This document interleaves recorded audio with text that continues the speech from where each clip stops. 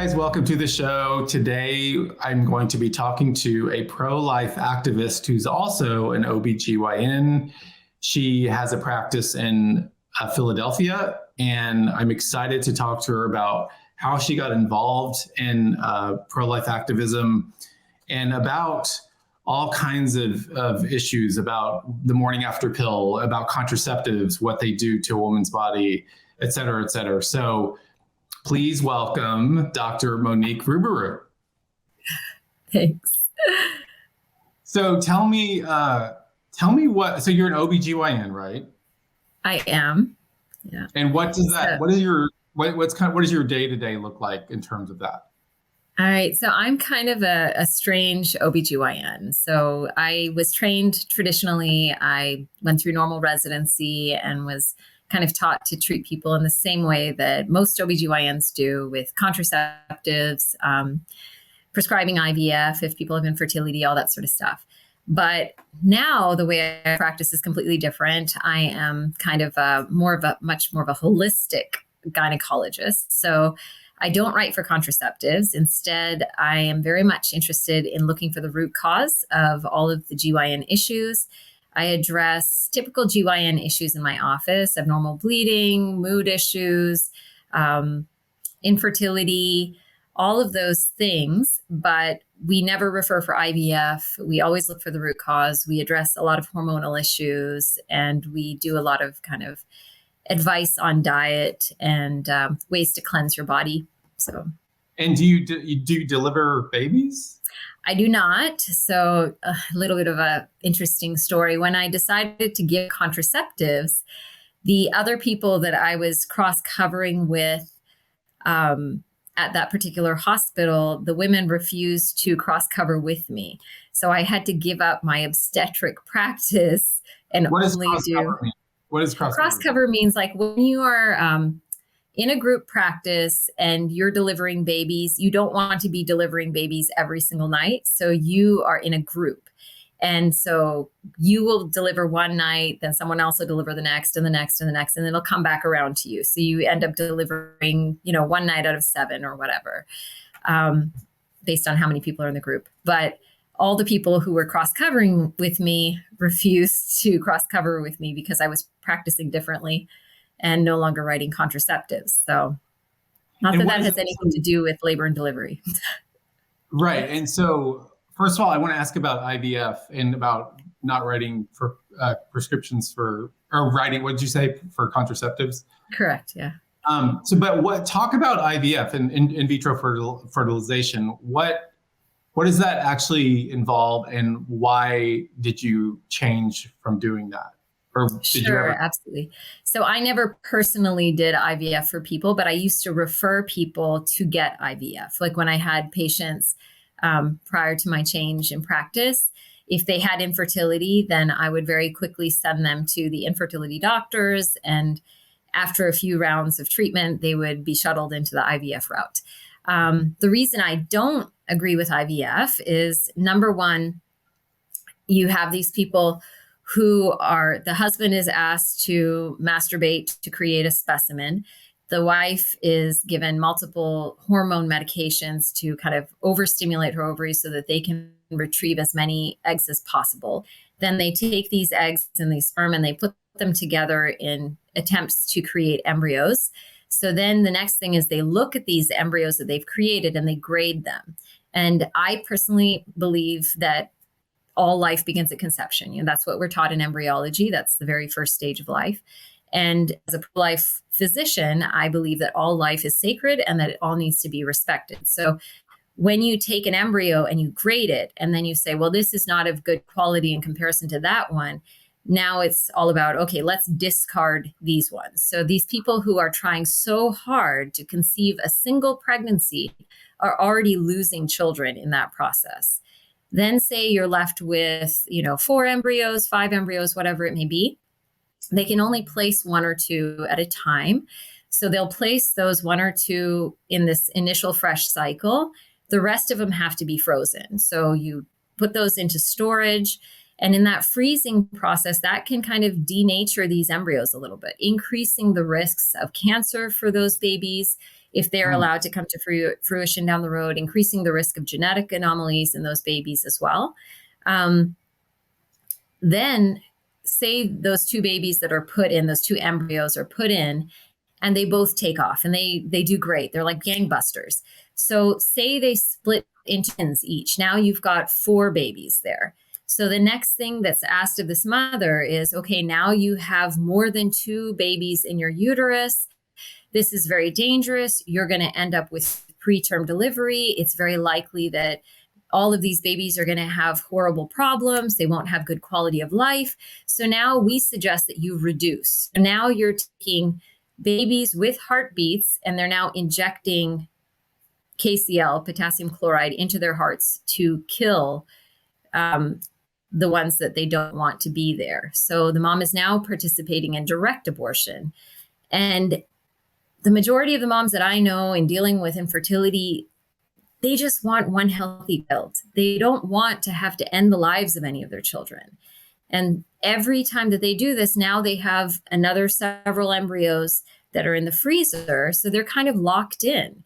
Either they've got to just let those embryos go and lose children that way, or they've got to pay the additional however many thousands of dollars for each additional cycle in order to give those embryos a chance. So once you start the process, it's just a real slippery slope. And I think a lot of people have no idea all of the moral and ethical dilemmas that are kind of tied into it. And then on top of that, you think about the cost.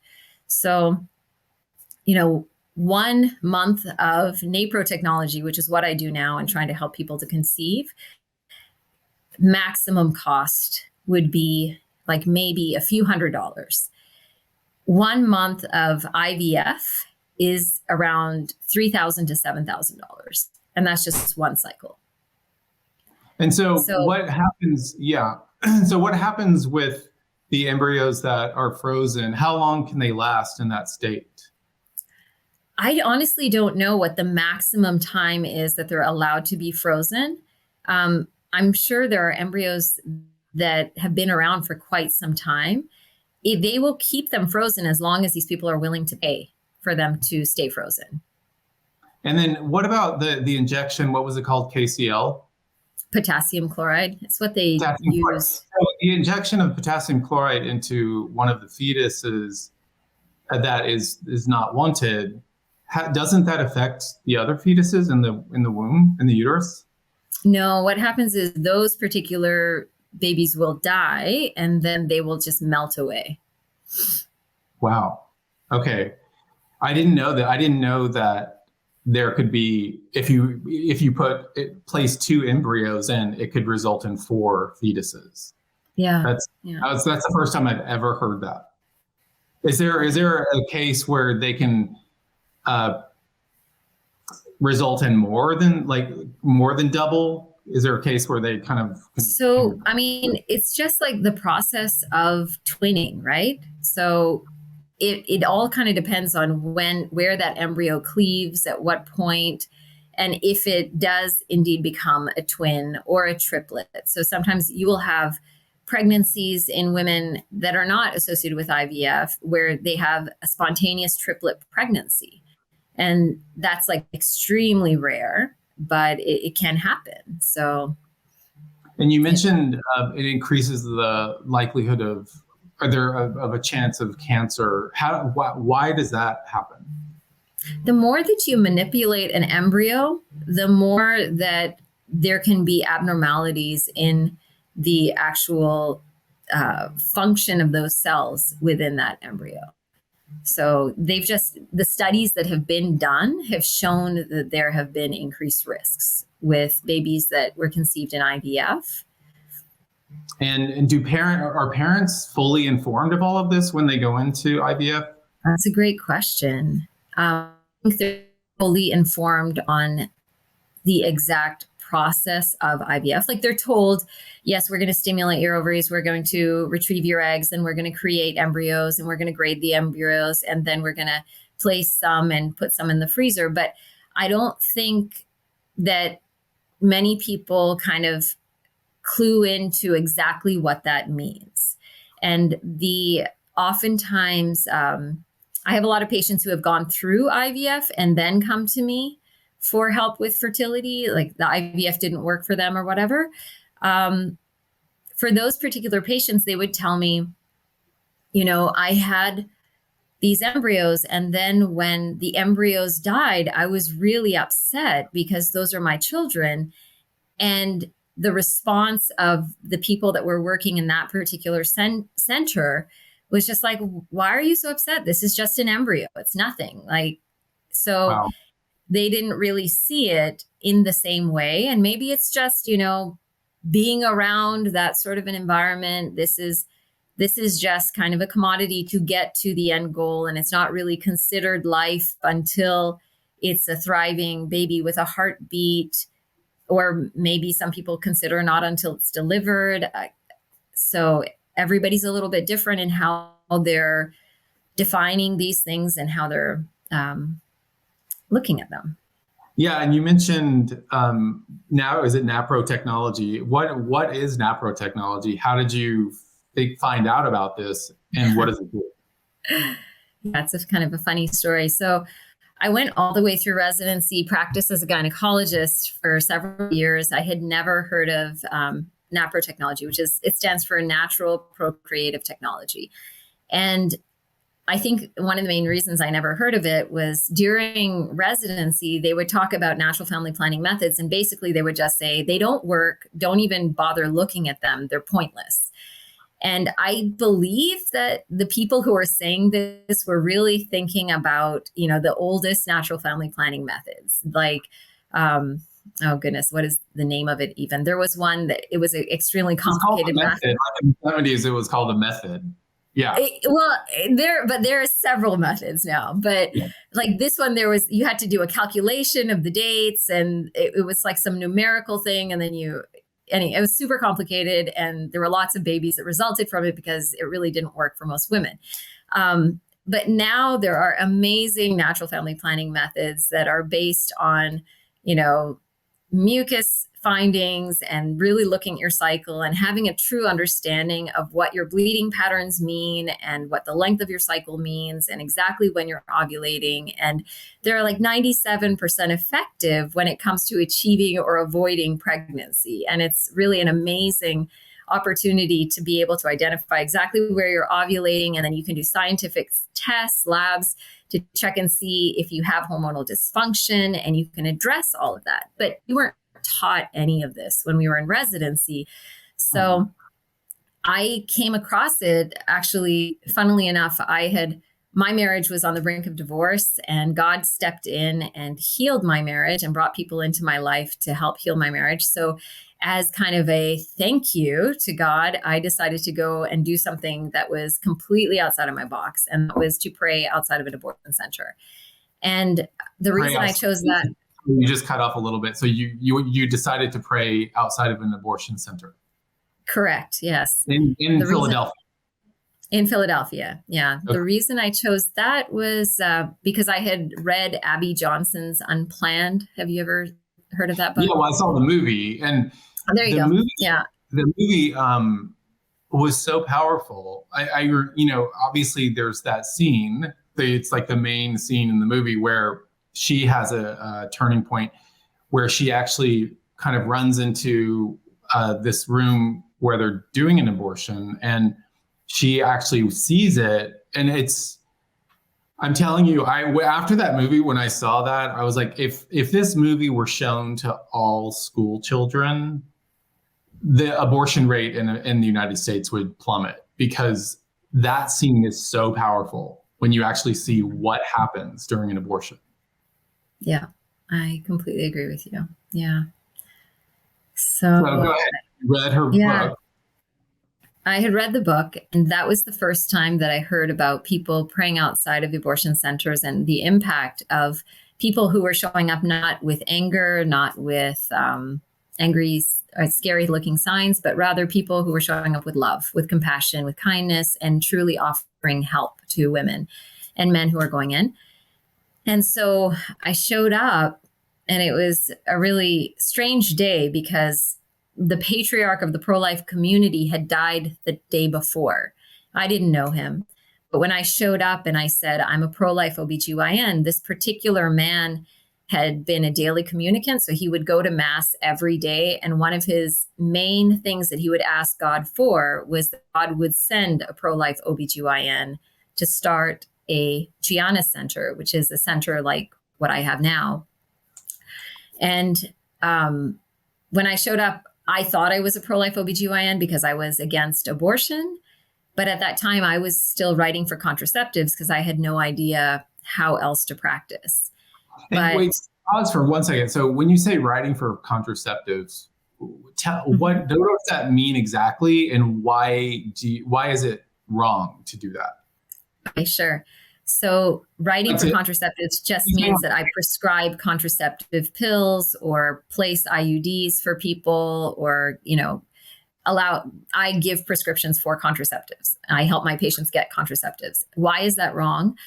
Because number one, every hormonal contraceptive, it has a backup mechanism of action in which it will thin the inner lining of the uterus. And so it prevents a embryo from implanting there. So with the hormonal contraceptives like the pills, the patches, the rings, things like that, their primary goal is to stop ovulation and prevent ovulation, but that doesn't always work. So you'll have these breakthrough ovulations where you actually do release an egg. And if you're sexually active, then the sperm can meet with the egg, create an embryo, and that embryo is tumbling down, and the next plan is for it to implant in the lining. But if that lining is super thin, or if that lining is inhospitable, then it can't implant and it will die.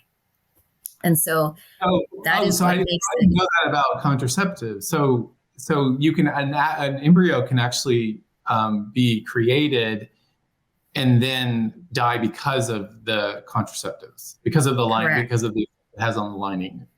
Correct. Or it can make it an extremely complicated pregnancy if it does manage to implant but doesn't have like a good enough lining. It's a higher risk pregnancy. Is that are there, because of the just the common use of contraceptives, is that kind of is there a causal link? Have you studied this between that and miscarriages? So there's so many causes for miscarriages, right? Miscarriages can be caused because you have hormonal dysfunction. Hormonal dysfunction can be absolutely worsened by the use of contraceptives. Most people who use contraceptives, when they get off of the contraceptives, they tend to have much higher estrogen levels, like an estrogen dominance. And that high level of estrogen tends to push down your ability to create progesterone. And that will make it very difficult for you to sustain pregnancies going forward. So that's one issue I run into a lot.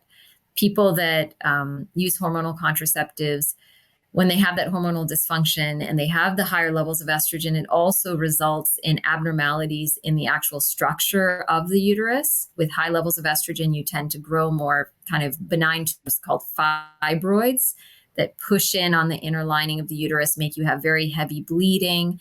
It worsens things like endometriosis in the long run, which is a very painful GYN disorder where little bits of the inner lining have implanted outside of the uterus. So there's lots of other things as well. So as far as the contraceptives, the issue that I have with it on the pro-life side is the whole issue of possible abortion. So it's kind of like playing Russian roulette.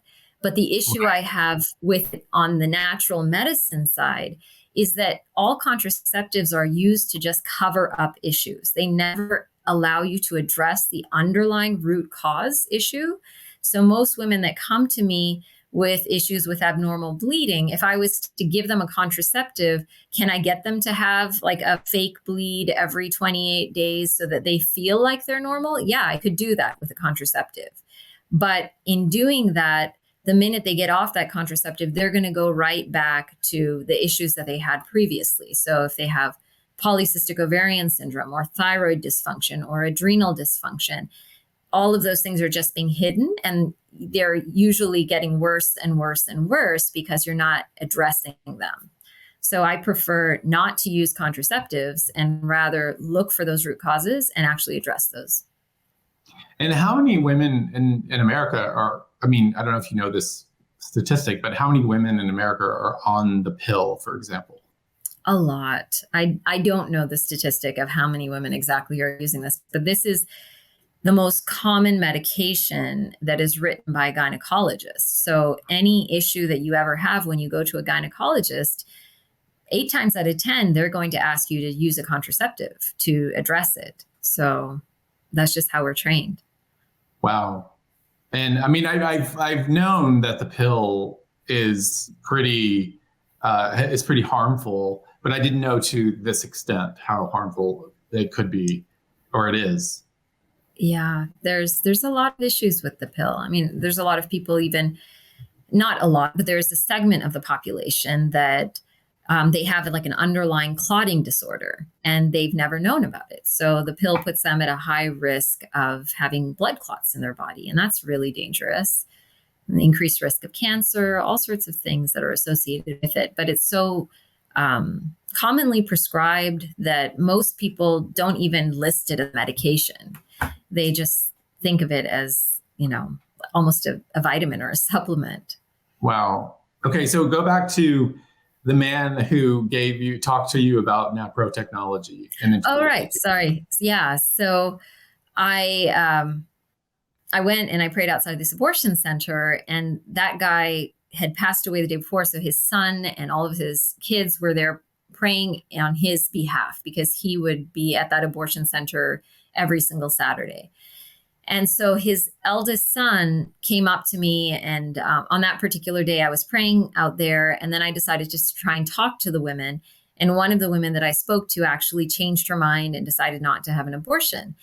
And so his son came up to me and he was like, "Who are you? And what do you do?" And I was like, "I'm a pro-life OBGYN." And he was like, "What? My pop sent you." And I'm like, I don't know your pop. And then I started to understand the story a little bit and why he said that. But he showed up. Did he mean that God sent you? Like, when he said my pop, did he mean God? No, my pop meaning his father, who would pray every day at Mass for pro-life OBGYN. Okay. Yeah. So he showed up at my office and he dropped off a book about Napro technology. I'd never heard of Napro technology. And when I read this book, it was a book that was intended for laymen, but at the end of each topic, it had a little blurb for doctors. And when I read this book, I was blown away by two things. The first was postpartum depression. So typically when people are diagnosed with postpartum depression, the only treatment that they're offered is to get on an antidepressant or to go into some sort of therapy, group therapy, or talking to a counselor. And that's basically it. When it comes to Napro technology, we give these patients a shot of progesterone, and within 24 hours, their symptoms are resolved. It's unbelievable. It's like night and day.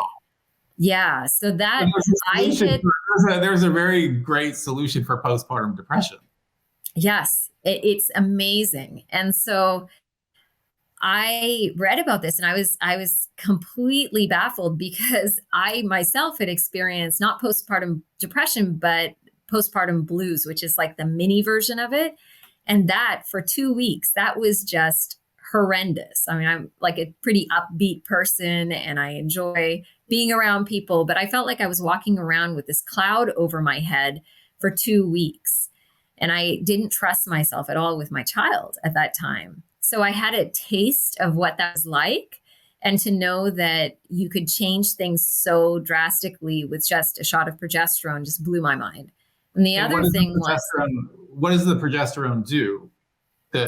So the depression is caused by a lack of progesterone. When we have this massive drop of progesterone in that postpartum period, that's why, and it's very similar to PMS symptoms. So we see this a lot in my patients when we're charting their cycles and we're checking their levels. The patients who have severe PMS have a major drop in their progesterone levels or a major drop in their estrogen and progesterone levels. And when we supplement back, they feel much better. Wow. Okay, so then tell me more about the Napro technology. Tell me some more stories of that. Yeah. So then the other thing that really blew my mind was ovarian cysts. So typically the treatment for a large ovarian cyst is that you have to have surgery other way to deal with it. Or they might, after surgery, they might put you on a contraceptive pill to completely shut down your cycles. But once again, if you give someone a shot of progesterone while they have a large ovarian cyst within 24 hours, if it's a benign cyst, that cyst will resolve, the pain will go away, and the person can completely avoid a surgery, which is really wonderful because every surgery causes more issues.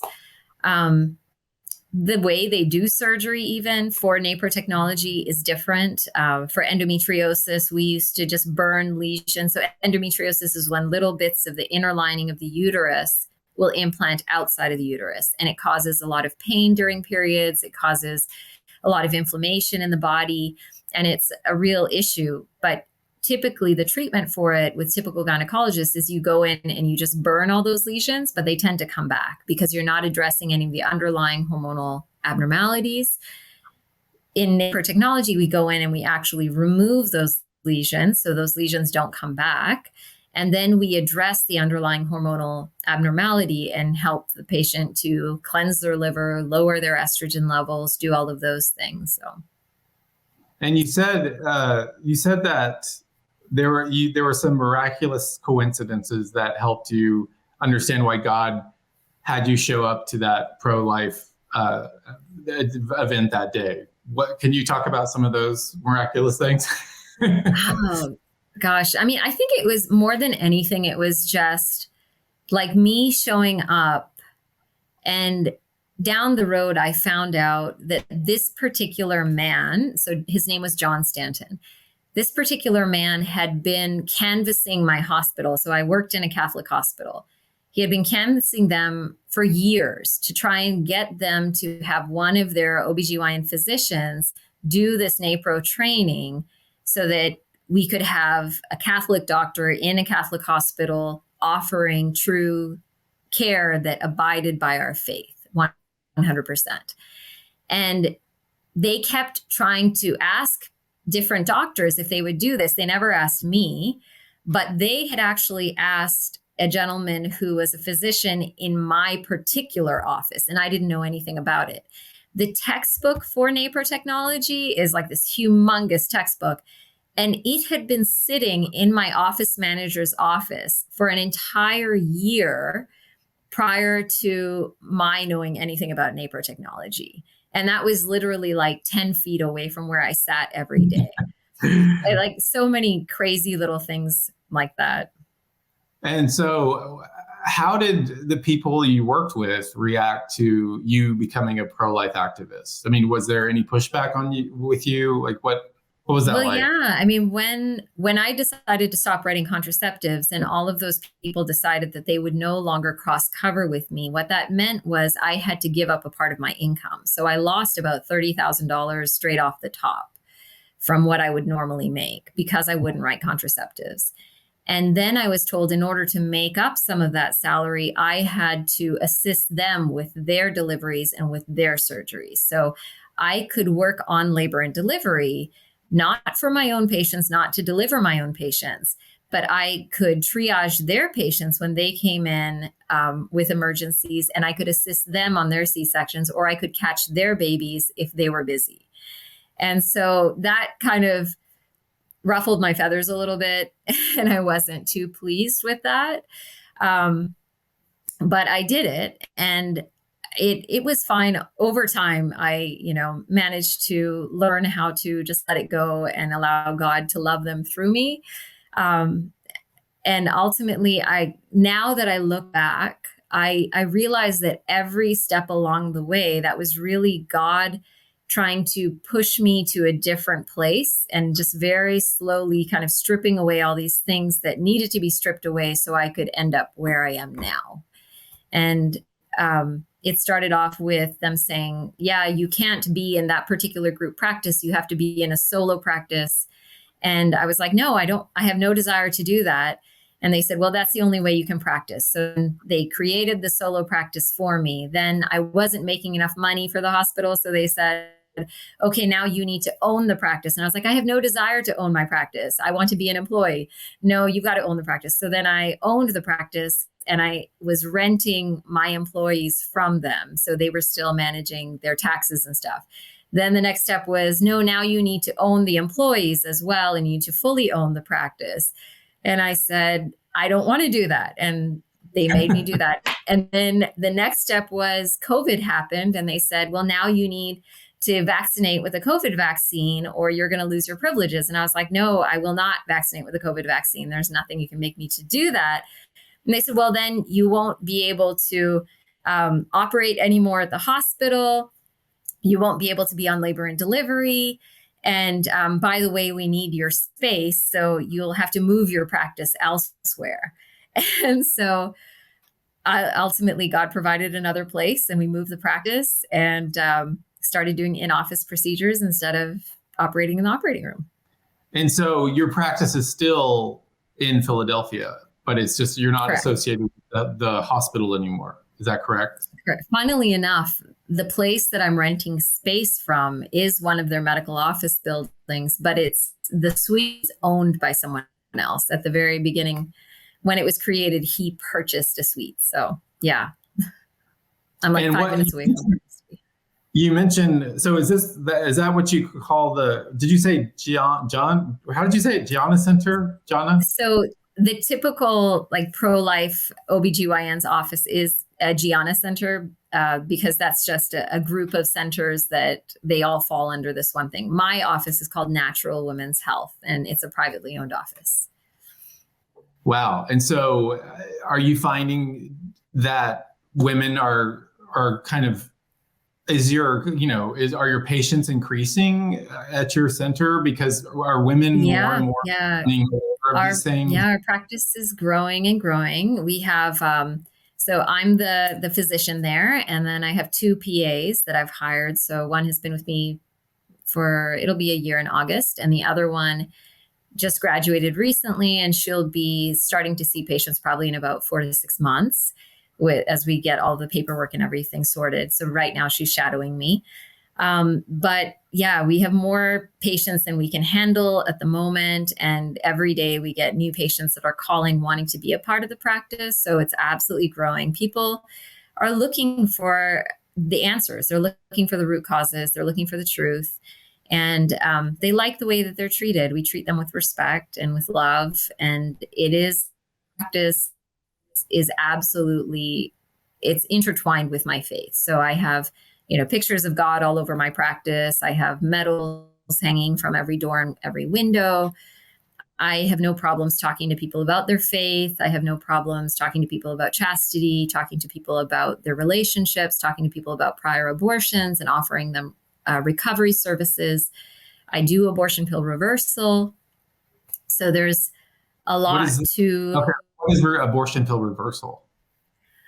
Somebody takes the abortion pill within 72 hours. If they change their mind, you can actually reverse that or block that pill from harming the baby by giving them an abundance of progesterone. And so there have been lots of babies that have been saved in this way. When you do that, the RU486 abortion pill doesn't actually cause any sort of genetic anomaly or dysfunction in the baby. It just kills by cutting off its supply of progesterone. So when we give the progesterone, typically if the baby's old enough and if they get to us early enough, then we can save that baby. And tell me again, because you cut out a little bit. So what does the abortion pill actually do? It cuts off the progesterone for the baby. Okay. And how... without progesterone, the baby would die. And you need to take that, a woman would need to take that within 72 hours of conception? Correct. Within 72 hours of taking the abortion pill, you would need to take progesterone to reverse it. I see. And that's obviously called, the abortion pill is the morning, it's known as the morning after pill. No, different from the morning after pill. So the morning after pill, so the morning after pill is basically like a high dose birth control pill. And the purpose of the morning after pill is to try and suppress ovulation. But once again, if that embryo is created, it's also trying to make that inner lining of the uterus inhospitable. So the morning after pill can be considered an abortifacient. Most gynecologists, the American College of Obstetricians and Gynecologists, would say that it's not an abortifacient because they have renamed when life begins, rather than saying that life begins at conception, which every embryology textbook would say. The American College of Obstetricians and Gynecologists says that life begins at implantation. And so they would say, even though this is trying to prevent implantation, possibly, it would not be causing an abortion because the baby has not implanted yet. Now, what's the time? How much time is there between conception and implantation, typically? Oh, it's a matter of days. Yeah. Okay. And so are you continuing to, do you continue to protest or to go to pro-life rallies or to go to pro-life events? I actually help to organize people to pray outside of in downtown Philadelphia. I'm a part of an organization called 40 Days for Life. And so we have people all over the world who twice a year right now, so during Lent, and then also at another time during the year, we have people for 40 days. They show up outside of the abortion centers and just peacefully, lovingly, they offer resources. They show up, they pray, and they hope that people will change their minds. And over 22,000 babies have been saved by people doing this across the world that we know of. Wow. That's amazing. And so I'm assuming when Roe v. Wade was overturned, you were excited about that. Ecstatic, crying, just like so bawling and crying, so happy. Oh my goodness.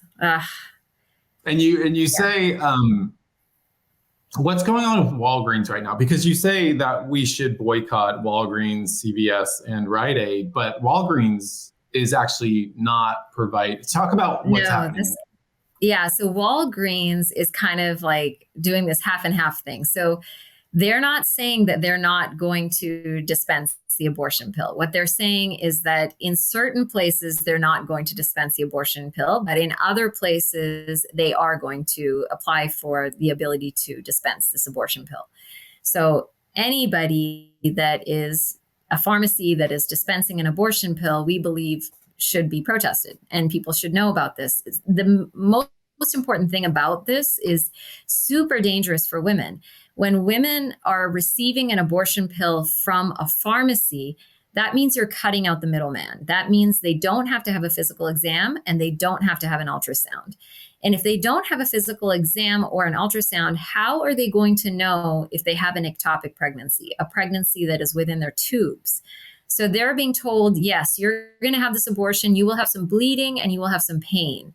So a woman could be rupturing a pregnancy, having bleeding and pain and thinking that it's okay, and then she will die. Or a woman could be farther along than she thinks, because you're only supposed to have the abortion pill up to about 10 to 12 weeks max. So there are women who have no idea when they actually conceive the pregnancy because they have irregular cycles or they're not paying attention or whatever reason. And so these women could be much farther along, and then they're going to have severe hemorrhaging as this is happening, and they're not prepared for that. So they're at home alone, or they're in the college stall. You know, imagine someone having an abortion at Austin College in the bathroom stalls by herself, hemorrhaging on the ground, right? You saw the part of Unplanned where Abby Johnson used the abortion pill and how she was hemorrhaging in the shower. That's what the abortion pill does. So it's massive bleeding, massive amounts of pain, and these women are alone. And then they're delivering their baby, right? And they're alone. And so they're seeing this baby. They're told to sit on the toilet and then to flush the toilet. And so these women are seeing their baby, they're freaking out because they're thinking that their pregnancy is just a clump of cells. And then they're seeing heads and arms and legs. And then they're fishing them out and putting them in plant pots. They're putting them in the freezer. They're putting them in like all sorts of things. And they're calling the like abortion recovery service people. And so my friends that are working in abortion recovery are getting all these calls with these women who are totally traumatized after using this abortion pill with very little guidance, very little understanding of like what they should be doing, what is completely normal, what is not normal. And there are women who have died from this, sadly. Like there's a story of a woman who had ruptured an ectopic. By the time they got her to the emergency room, she was dead on arrival. They did the autopsy and her belly was full of blood because she had died with an ectopic. Wow. That's so intense. And so if people boycott CVS, Walgreens, and Rite Aid, where do they go to get the prescription? Yeah, so we've looked into this. All of the pharmacies at the grocery stores are not doing it. So like if you have, over here in Pennsylvania, it's like ShopRite, Walgreens, Gennardi's, Costco, all of those pharmacies are not writing it. And then you have pharmacies that are like mail away pharmacies. So typically they aren't doing it. And then you have the local mom and pop pharmacies. So all of those, is it less convenient? Absolutely. Is it a sacrifice? Absolutely. I went and I stood at a mom and pop pharmacy for about an hour as they were trying to figure out my insurance and get everything approved. But I was happy to do it knowing that I was not going to CVS. So. Wow. And so, yeah. Is there anything else that you'd like to say about this? Because I mean, this is so eye-opening. This is so eye-opening to me. Everything you've been saying is so eye-opening, and just the Napro technology is such an amazing thing to hear about and to know about. Well, thank you so much. We're going to leave it there. Thank you, Dr. Monique Ruberu. Thank you for coming on the show, and this has been very, very informative and amazing. So, thank you. Thanks for having me, Becket. It's been a joy. Thank you guys for watching, and we will see you next week.